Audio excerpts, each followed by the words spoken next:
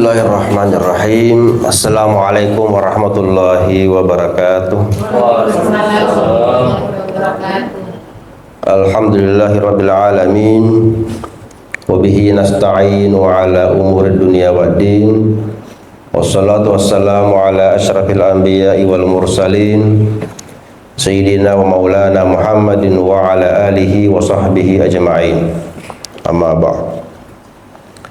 Para direksi dan staf Tazkiyah Tour and Travel, dan mungkin cabangnya juga ada semua. Iya. Alhamdulillah kita telah melaksanakan salat zuhur berjamaah, dan sebagaimana yang diamanahkan kepada saya untuk kita bincang-bincang atau kita sharing tentang tema takwa. Ini kalau bicara tentang takwa, kalau dikuliahkan ini satu semester. Itu bagaimana menjadi 7 menit. Ya. Karena sekarang juga negara lagi efisiensi, jadi serba di efisiensi juga. Kalau bisa tidak satu semester, tapi satu pertemuan saja. Ya, kita coba lihat takwa itu pada hakikatnya, lalu bagaimana penerapannya, bagaimana tampilannya.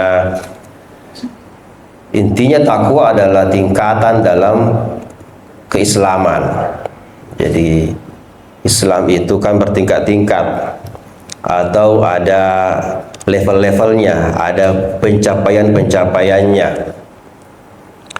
Karena saya berada di kantor travel ini, tentu contohnya juga harus yang terkait dengan pekerjaan travel ya. Kalau orang Islam beragama Islam atau tamak seleng ya, bersyahadat ya, belajar sholat, belajar puasa ya, itu artinya dia sudah dapat boarding pass, Pak.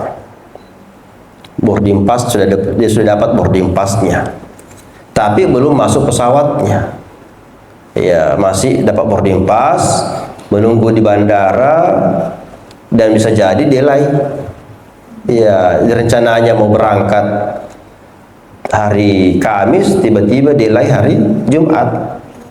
Nah, saya pernah di Kairo itu pulang ke sini dari mengantar mahasiswa baru Kairo, delaynya 24 jam. Ya, sudah ada tiket, ternyata kita harus 24 jam menunggu tidak berangkat. Jadi orang yang Islam itu, Muslim itu baru dapat boarding pass. Nah, kalau dia sudah mukmin atau beriman, berarti dia sudah masuk di pesawat. Tapi di pesawatnya bagaimana? Ya, tentu dia duduk di mana? Di belakang, di tengah.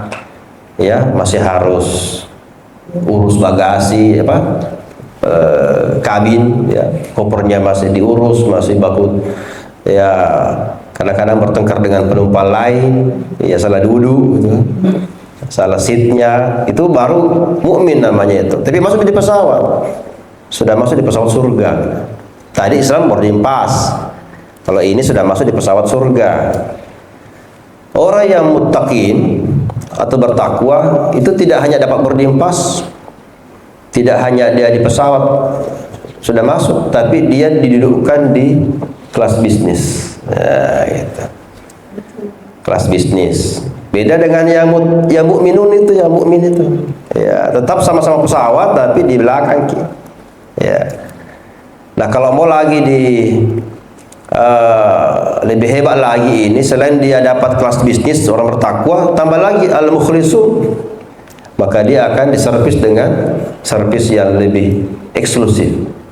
Ada sendiri pramugarinya, ada sendiri makanannya tersendiri, dia bisa request apapun yang dia mau. Itulah al-mukhlisun. Ya, sekarang kita ingin melihat muttaqin itu adalah takwa sebagai sebuah tujuan kita. Kita semua tentunya tidak mau hanya punya boarding pass tapi tidak pernah terbang kan? Ya, kita ingin cepat masuk pesawat, dan di pesawat kalau bisa dapat tempat duduk yang bagus. ya tentu maka ada namanya pencapaian-pencapaian dari Islam, terus beriman, nanti bertakwa. Oleh karena itu takwa ini menjadi tujuan. Kenapa kita harus bertakwa? Ya. Pertama adalah takwa itu merupakan bekal dunia akhirat. Keselamatan kita di dunia dan akhirat terutama itu ditentukan oleh ketakwaan.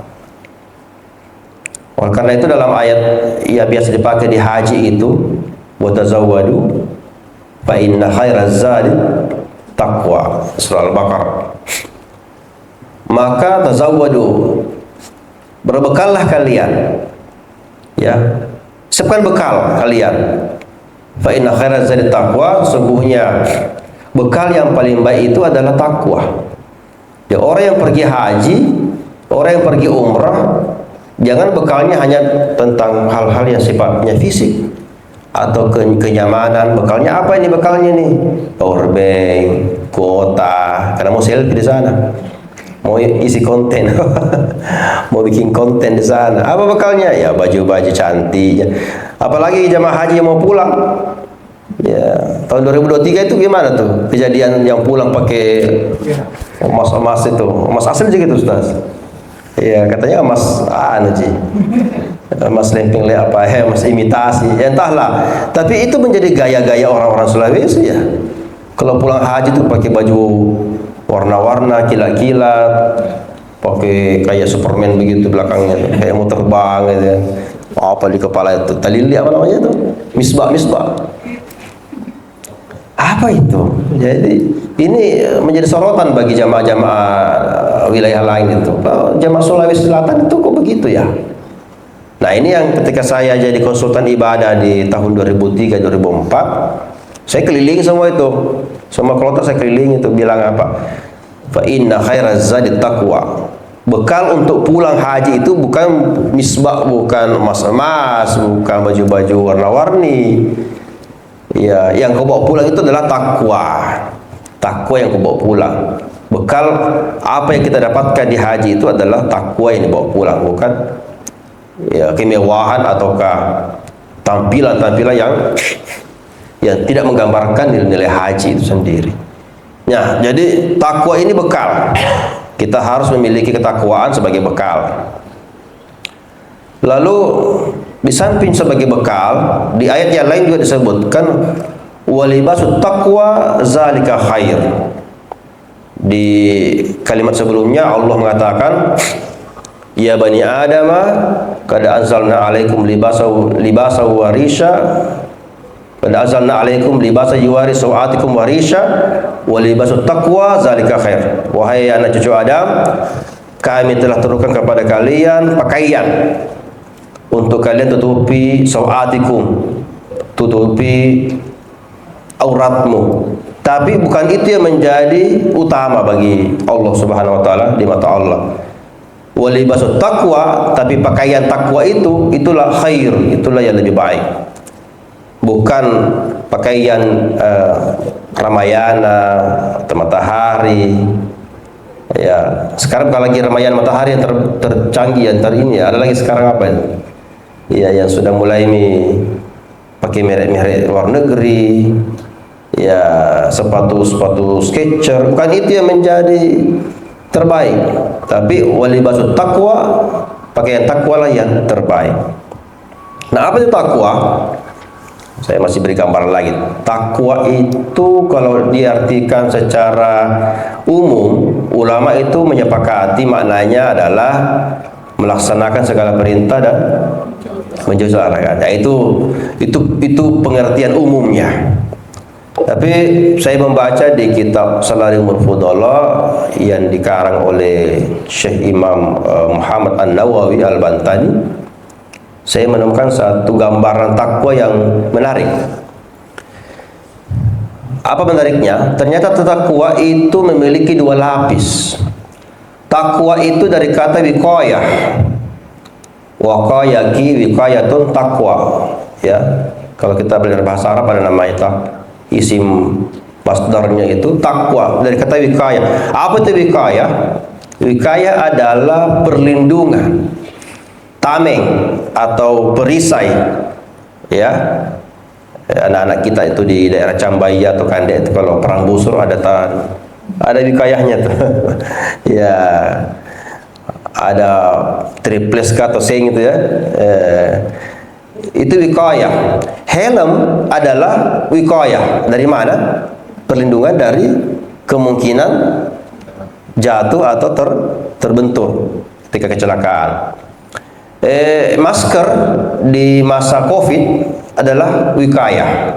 Kenapa? Karena wikayah itu melindungi dari virus. Nah, makna wikayah itu luas itu. Semua yang bisa melindungi kita dari segala yang membahayakan namanya wikayah. Dan itu menjadi takwa. Wikayah, takwa. Ternyata takwa juga memiliki makna yang terkait dengan tadi, makna wikayah. Helm yang baik adalah helm yang memiliki apa? Lapisan berapa tuh? Dulu ada helm proyek, tapi ternyata tidak bisa melindungi. Helm yang baik adalah helm yang SNI. SNI itu berapa lapis? Wah, ada lapisan luar, ada lapisan dalam. Masker yang bagus apa, Pak? Memiliki minimal dua lapis, lapis luar, lapis dalam. Nah, takwa juga ternyata memiliki dua lapis. Baru dibilang takwa kalau Anda memiliki dua lapisan pelindung. Dari mana? Dari godaan setan, dari pengaruh duniawi, dari godaan teman, dari chat-chat gelap, ya, dari provokasi-provokasi YouTube. Nah, itu semua adalah virus-virus yang ada di sekitar kita. Maka kita memiliki sebuah tameng, sebuah wikayah, sebuah perlindungan. Masker 2 lapis, helm 2 lapis, maka takwa juga 2 lapis. Menurut guru kita Imam An-Nawawi itu, Syekh Muhammad An-Nawawi. Apa? Yang pertama, takwa itu lapis pertamanya adalah al-mubadarat bitarkil ma'asi. Segera meninggalkan segala perbuatan maksiat. Ini takwa. Sikap, karakter atau sifat untuk tidak berlama-lama atau tidak terjerumus, tidak terlibat dalam kemaksiatan. Ya kan, kita ini manusia tidak mungkin tidak berdosa, Bu, ya, Pak, ya. Siapa di sini yang jamin dirinya tidak berdosa? Ada saja dosa. Dosa kelihatan, ada juga dosa tidak kelihatan. Ya, misalnya saling iri sama temannya ini, ya. Ada temannya beli HP baru, iPhone, ya, gitu. Ya, baru jiheng, itu sudah dosa itu. Ya, baru jiheng, itu bukan memuji, ya. Itu sebuah sikap apa itu? Sikap tidak bagus tuh. Lapis pertamanya adalah bagaimana kita ini segera meninggalkan dosa. Itu ketakwaan. Lapis luarnya itu. Lapis luarnya. Apa sanggup tidak? Nah, ini juga tidak gampang nih. Orang yang bertakwa beda dengan orang yang tidak bertakwa. Orang yang tidak bertakwa berdosa tapi menikmati dosanya. Berlama-lama, diulang-ulangi. Ya, keenakan. Ya, taubat memang Ramadan. Sudah Ramadan, lanjut lagi, jilid 2. Itu orang yang tidak bertakwa berdosa. Beda kalau orang bertakwa berdosa. Jadi saya tidak mengatakan bahwa orang yang bertakwa itu sudah dijamin tidak berdosa. Oh, tidak ada. Yang dijamin adalah Rasul. Manusia biasa tidak dijamin tidak berdosa. Tapi kalau dia memiliki tameng, memiliki masker takwa, wikayah, maka dia ketika berdosa cepat-cepat meninggalkan dosa atau cepat-cepat meninggalkan segala media ataukah jalan menuju dosa. Begitu ada pikiran buruk, cepat hilangkan, cepat alihkan. Itu dia memiliki tameng pertama, lapis pertama. Lapis kedua adalah takwa itu menurut guru kita memiliki atau dia membenci perbuatan yang ia tadi hindari itu, membenci kemaksiatan, bahwa itu adalah perbuatan yang buruk. Jadi ada kebencian. Kenapa begitu, Bapak Ibu? Karena banyak juga orang, sebagian kita juga ini tidak berbuat dosa karena apa? Tidak enak sama teman, tidak enak sama orang gitu. Capek mak, tidak bisa mak lagi. Itu orang yang sudah kena lever, kena penyakit jantung, disuruh lagi minum. Sebenarnya masih mau minum, tapi takut mati dia. Ya, orang yang disuruh berhenti merokok, apa kata dokter? Kalau Anda merokok, mati. Ya karena diancam mati dia tidak merokok. Sebenarnya macina tuh merokok. Macina janji.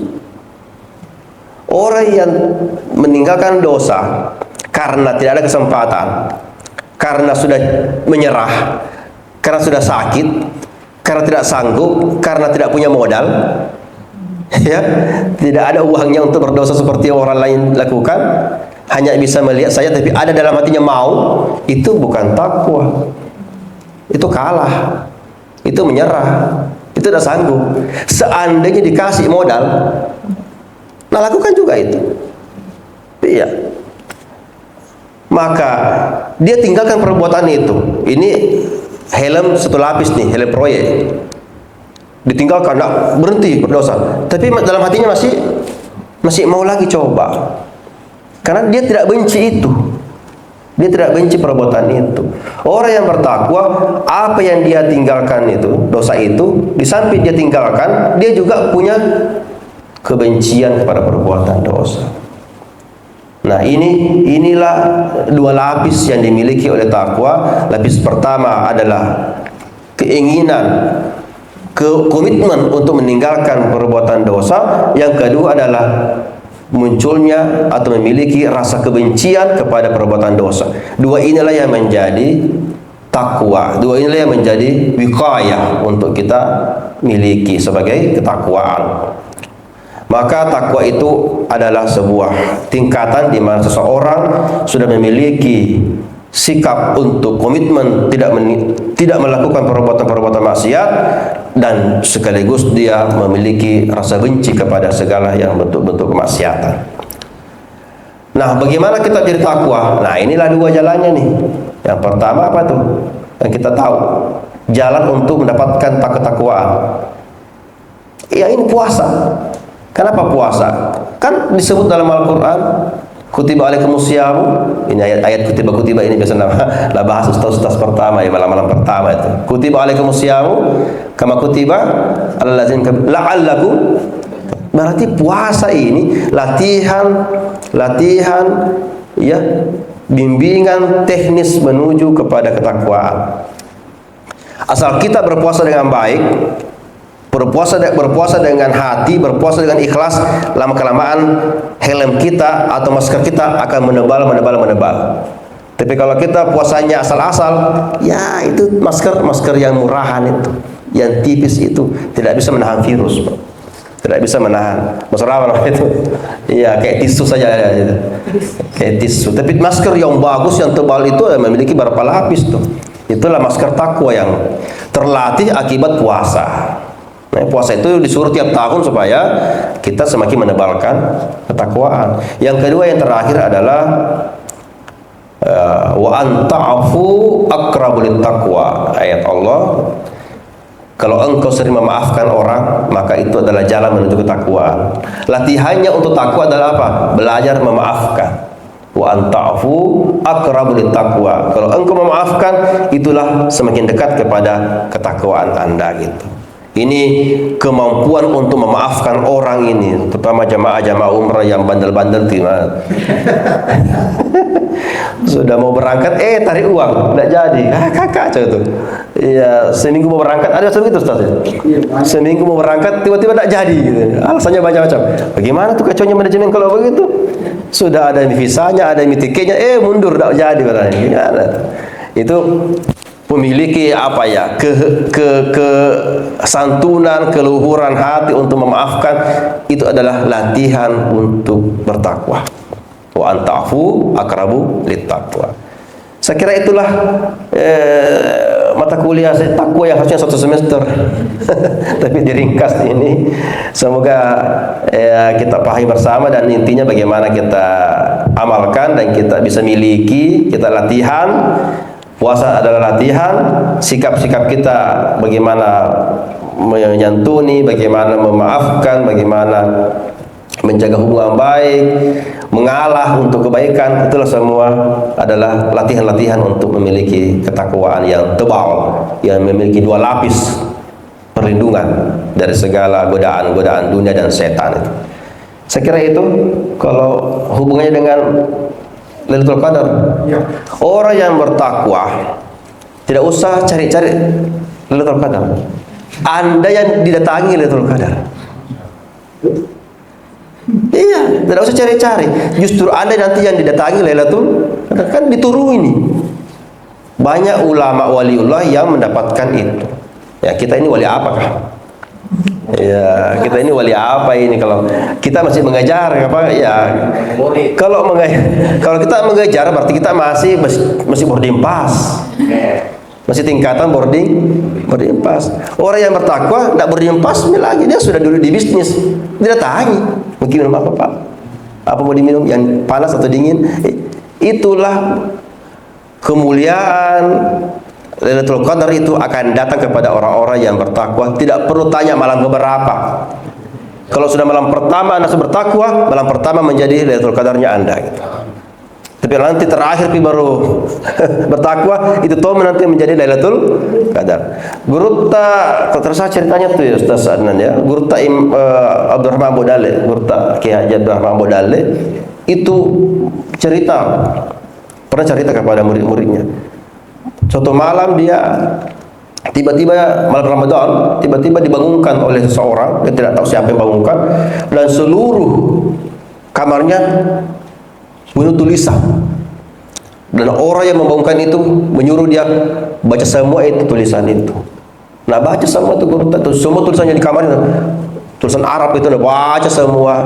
Ternyata itulah dia datangi Lailatul Qadri, dan apa yang dibaca sama itulah ilmu-ilmu rahasia yang dia miliki sehingga beliau menjadi seorang ulama yang sangat terkenal dan ulama yang sangat dalam ilmunya di Sulawesi Selatan ini. Itu orang yang tidak mencari tapi didatangi Lailatul Qadar. Apa kuncinya? Apa tipsnya? Milikilah ketakwaan. Maka Anda berada pada posisi kelas bisnis yang didatangi Lailatul Qadar, bukan mencari Lailatul Qadar. Masih mencari, susah dicari karena rahasia Tuhan. Susah dicari. Anggaplah semua malam-malam ini, mulai malam ke perisainya pertama itu permasalahan tadi meninggalkan apa yang ya, kesediaan, komitmen untuk meninggalkan perbuatan dosa, terus membenci apa yang ditinggalkan tadi. Nah, tapi tadi bagaimana caranya agar kita bisa membenci apa yang sudah ditinggalkan tadi? Karena kan saya juga sempat pernah merasakan begitu Pak. Misalkan saya rasa saya nggak mau lagi berbuat begitu, ya di kemudian hari tiba-tiba lagi berbuat kayak begitu. Jadi mungkin ada caranya Pak untuk bisa mengadakan rasa kebencian terhadap menciptakan kebencian. Ada dua hal ya ini. Ya. Yang pertama, ada memang sesuatu yang kita benci dari sononya. Dari awal memang kita benci kotoran, benci kebusukan, itu yang kita benci memang. Ya, tidak ada yang suka kebusukan, kejelekan, tidak ada yang benci. Tidak ada yang suka. Dari awal kita benci memang. Yang susah itu adalah yang kedua, yaitu pernah mencintai lalu harus membenci. Berat itu, bukan berat, borat. Ya, engkau tidak akan sanggup. Biar saja. Sama dengan move on dari mantan. Pernah mencintai lalu harus membenci. Salah satu tipsnya adalah jangan pernah mencintai yang tidak baik, supaya tidak susah untuk membencinya, tidak susah untuk move on-nya. Kalau terlanjur cinta, Ustaz. Berarti kalau terlanjur jatuh cinta, berarti ada enaknya yang kurasakan.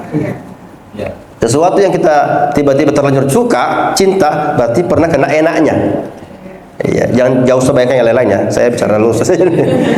Pernah kena enaknya, berarti langsung suka. Nah, bagaimana caranya? Maka kita ciptakan dalam pikiran kita bahwa enaknya ini, sesuatu ini bukan pada tempatnya. Enaknya itu membahayakan. Karena tidak semua yang enak itu bermanfaat. Ada juga yang enak membahayakan, seperti gaspol di jalanan, balapan. Enak itu masih Pak, gaspol sampai habis itu, NMAX masih, tapi itu membahayakan. Sirup bagi penderita gula diabetes itu enak itu gula diminum, sirup manis, ya. Tapi bagi penderita gula bahayakan. Makanya bagaimana menciptakan sesuatu, melihat sesuatu yang enak itu, bahwa ini enak, bukan enak yang sebenarnya, ini enak yang sementara, tapi ini bisa lebih berisiko bahayanya daripada enaknya yang sementara. Memang perlu perjuangan. Namanya pernah suka lalu disuruh membenci. Makanya perlu anak-anak kita ini, anak-anak yang awal ini, itu berarti yang pendidikan. Bagaimana sejak awal anak kecil itu, anak-anak usia dini itu diperkenalkan yang mana dia harus sukai, yang mana dia harus benci sejak awal, sehingga terbentuklah karakter membenci yang tidak baik dan menyukai yang baik. Lah kita ini didikan apa nih? Kita suka semua dulu, nanti habis modalnya baru berhenti, baru bilang tidak suka karena tidak bisa ini lagi. Ya, kita ini tercipta dari lingkungan yang pernah kita suka semua. Ya, alhamdulillah kalau saya pribadi tidak pernah mencintai minuman keras. Jadi pernah ada di tempat yang ada minuman kerasnya, saya tidak pernah memang. Dari awal saya memang tidak suka minuman keras. Contoh, ilalah insyaallah. Iya. Bagaimana menciptakan sebuah perasaan seperti itu? Berzina. Ya memang di awal suka itu, tapi dari awal sudah benci itu. Ya. Anak kecil itu, anak-anak yang ABG itu yang baru bertumbuh, anak gadis kasih lihat akibatnya orang yang hamil di luar nikah, bagaimana kehidupannya, bagaimana menyesalnya, bagaimana rusaknya orang yang kebablasan akibat hubungan pacaran yang berlebih-lebihan. Di situ diciptakan apa? Kebencian pada kondisi yang mereka lihat itu. Ya, narkoba bagaimana caranya? Kasih lihat akibatnya. Itulah perlunya anak-anak diajari travel itu ke tempat-tempat yang seperti penjara, lapas, rumah sakit rehabilitasi narkoba, rumah sakit apa itu, atau rumah sakit yang kecelakaan lalu lintas, kasih lihat itu ya, ini akibatnya angkat ban ini di Jalan Peterang ini. Iya, bonceng 3 berangkat ban, bagaimana bahayanya? Iya, memang iya sih Pak. Iya, enak itu, tapi nah itu Pak ya. Jadi yang kedua itu berat ya, membenci apa kemaksiatan. Tapi bagaimana cara membenci? Ya itulah. Ya, diciptakan juga pikiran bahwa apa yang kita lakukan itu adalah bahayanya lebih besar daripada nikmatnya. Yang kedua adalah ya bagaimana menghadirkan neraka di pikiran kita. Ini gagal juga kita ini. Neraka itu sering kita tidak bisa bayangkan. Ya kita bayangkan apa? Surga terus. Susah untuk membayangkan neraka. Ya, dulu ada komik-komik itu dulu kita bisa baca tuh kecil, itu komik-komik tentang orang dipotong lidahnya, dipalupi kepalanya. Itu saya sering baca dan alhamdulillah itu bekas juga bagaimana neraka itu. Sekarang anak-anak ada lagi komik-komik begitu. Ya ada hanya Shinchan apa kata itu, Mobile Legends apa. Enggak paham neraka dan surga anak-anak sekarang. Jadi susah untuk menggambarkan. Sama itu Pak jamaah haji tahun lalu saya datangi itu karena ketua PBB Badak Kolektornya menyerah. Kenapa itu? Tidak mau bayar dam. Padahal dia sudah pelanggaran tamattu. Dimintai Pak bayar dam tak? Apa dam itu Bu? Ini pembimbing badannya perempuan ya kasih. Dam itu kambing Pak, beli kambing baru beli. Berapa harganya? Berapa tuh? 500 rial. Wih, marah itu bapak itu. Oh ini ibu ini pungli ya. Ibu ini apa ini? Wih, ya, saya dipanggil dari sektor itu. Ustaz, ada jamaahku begini, saya datangi. Kenapa? Saya diminta ini. Ibu ini minta duit sama saya. Ini pungli, saya laporkan nanti. Anggota apa itu? Kayaknya apa pejabat atau apa itu. Ini tidak paham mana sih, tidak mau bayar dam. Sudah begini Pak. Kalau begini Pak, ada namanya damnya, ada harus dibayar ini. Apa balasannya? Kalau saya tidak mau? Loh, kalau saya tidak mau bagaimana? Kenapa kalau saya tidak mau? Ini urusan dam. Anda yang punya urusan sama Tuhan. Kami hanya menyampaikan. Belum dibalik lagi ke saya. Kok Kalau saya tidak mau kenapa? Apa urusan kalau saya tidak mau bayar dam? Ya sudahlah, kalau begitu urusan Anda dengan Tuhan lah. Ini apa ini? Ini model apa ini? Pendidikan yang salah nih. Tidak pernah pahami ada namanya surga, ada namanya neraka. Yang dari pikirannya hanya lebih legend. Lebih legend dengan uping iping jangan tahu. Saya kira itu Ustaz. Ya. Masih ada. Jadi saya pernah dengar cerita itu tentang, tidak tahu ini sahih ceritanya atau belum, Ustaz. Tapi ada pernah suatu raja yang solim sama rakyatnya, solim sekali.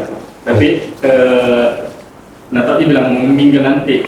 Jadi dia ada wasiatnya kalau meninggal kan nanti. Siapa yang meninggal? Itu raja. Ya, raja. Iya. Belah semua ki badanku terus kasih saya pisah ki. Dia mau lagi kenapa alasannya, pokoknya pas kan nanti mati. Potong-potong. Potong kan. Setelah itu meninggal gitu. Diikuti wasiatnya. Nah, singkat cerita pas dia kira heran ki malaikat. Begini. Ini Tuhan ada manusia dapat potong ki badannya. Tidak ngumpul. Terus nanya gitu, bilang kenapa potong ki badanmu? Bilang saya potong ki badan begini karena takut tak sama siksaan nerakamu. Gitu. Nah itu Ustaz. Jadi bilang Tuhan, masuk ke surga ini karena ketakutannya. Nah masalahnya ini di zaman sekarang tuh ustaz-ustaz itu rata-rata kayak gampang sekali kasih neraka orang, dan sedikit neraka bisa. Jadi kita itu tuh sebagai anak muda kayak bagaimana kini mau caranya lebih baik kalau jangan sedikit dikit neraka lagi. Jadi pertanyaan Ustaz, apakah memang masuk surga itu sesudah itu, dan apakah masuk neraka itu kayak segampang itu? Ya. Ya.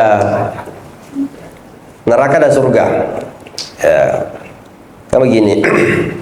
Yang mana yang paling mudah kita masuki sebenarnya? Yang mana yang paling gampang kita dapatkan? Surga apa neraka? Yang paling gampang kita yang kurang pengorbanannya, yang kurang risiko, yang kurang modalnya, yang kurang tercapainya.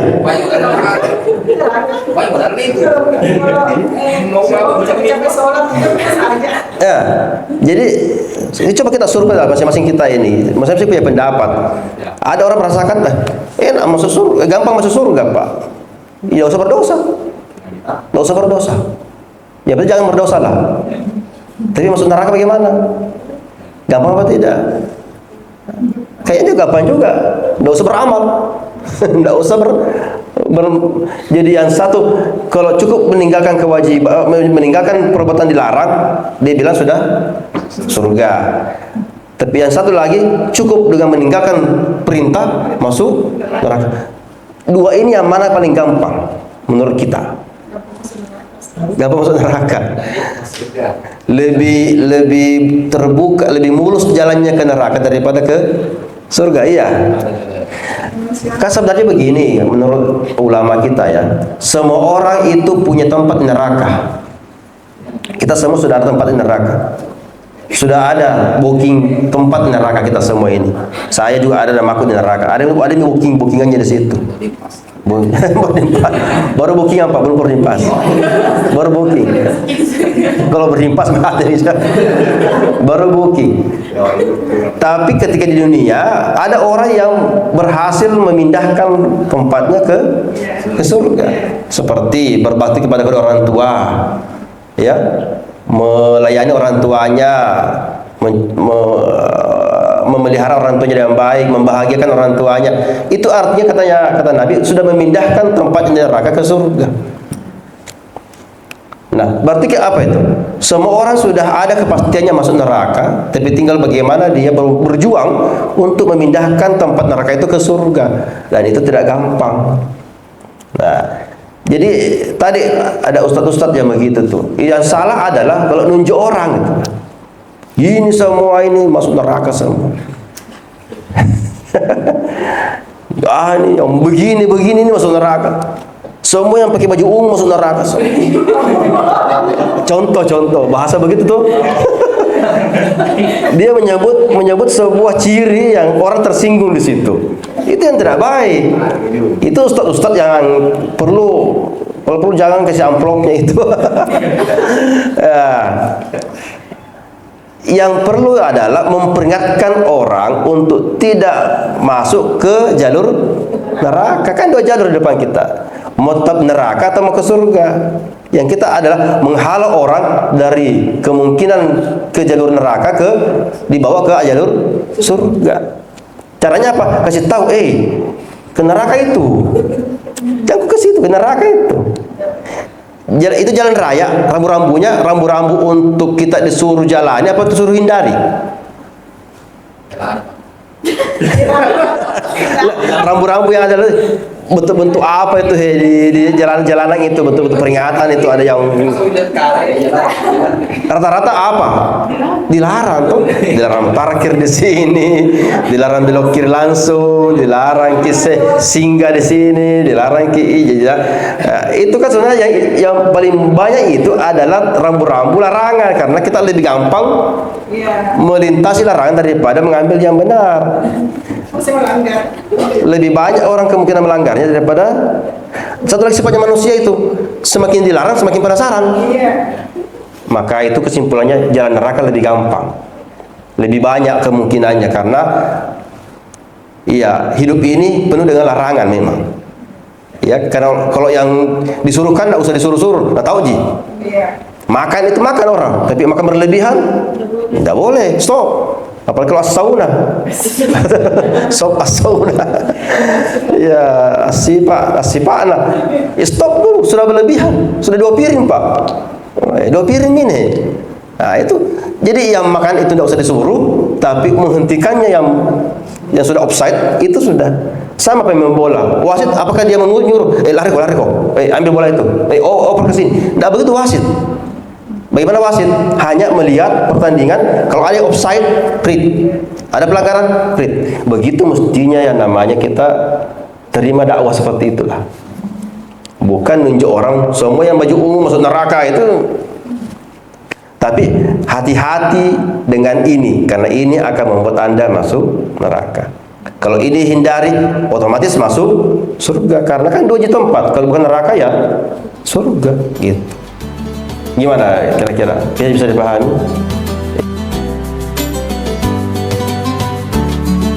Tazkiyah Tour, tenang di setiap langkah.